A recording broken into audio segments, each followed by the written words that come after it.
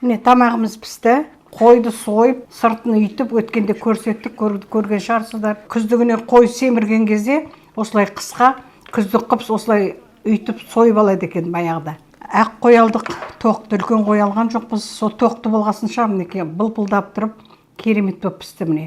Құйқасы жұмсақ болып пісті. Енді дәмін көреміз. Мойыны мынау. Құр мойын пісірдік, мінекей. Қандай тамаша болды, керемет. Міне сүйегінен түсіп жатыр. Етті прям жұлып жей беруге болады. Жұмсақ.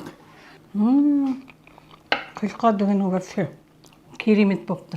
Пісті ма? Жақсы. Масқара, жұмсақ. Жұмсақ. Былқылдапты. Вообще мойын деген қатты болады. Білмеймін, мына мойын деген енді керемет. Осы 2-3 сағатта мінекей былпылдап шыға келді міне. Құйқасы жұмсақ, еті де жұмсақ. Міне сүйегінен түсіп жатыр. Түгел міне сүйегі түсіп жатыр. Мінекей. Еті деген жұмсақ міне. Күшті болды. Тамаша. Мойынның майы қаршы бағынан қара. Керемет май. Май болып былбырап тұрып пісті. Осы тағамдардың бәріне рецепт жасадық. Рецепт алыңыздар. Біздің каналға жазылыңыздар.